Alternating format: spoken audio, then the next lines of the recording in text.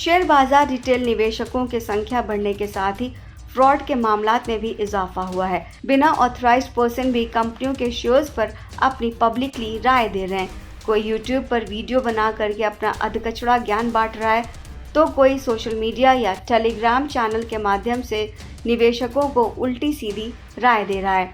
बीते दिनों सेबी ने ऐसे लोगों से सतर्क रहने को कहा है। निवेशकों के हितों और आर्थिक सुरक्षा के लिए सेबी अक्सर ऐसे लोगों पर सख्त कार्रवाई करता रहता है। इसी कड़ी में सेबी ने 20 लाख से ज्यादा फॉलोअर्स वाले पॉपुलर इन्फ्लुएंसर रविंद्र बालू भारती पर बड़ी कार्रवाई की है।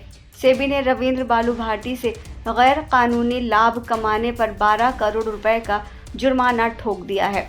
सेबी ने कहा है कि भारती इस रकम को एक इंटरेस्ट बेयरिंग एस्क्रो अकाउंट में डिपॉजिट करें। साथ ही भारती की पत्नी शुभांगी पर अगले आदेश तक बाजार में निवेश करने पर रोक लगा दी गई है। बता दें कि भारती अपनी पत्नी के साथ 2016 से Ravindra Bharati educational institute private limited यानी कि RBEIPL चला रहे थे। कथित तौर पर भारतीय शेयर मार्केट नामक वेबसाइट के माध्यम से शेयर बाजार से संबंधित एजुकेशन दे रहे थे। सेबी ने कहा कि ये संस्था बिना रजिस्ट्रेशन या ऑथराइज्ड शेयर बाजार पर एजुकेशन दे रहा था और ऐसे लोगों द्वारा चलाया जा रहा था जो मार्केट से रजिस्टर्ड नहीं थे। इस वजह से ये कार्रवाई की गई।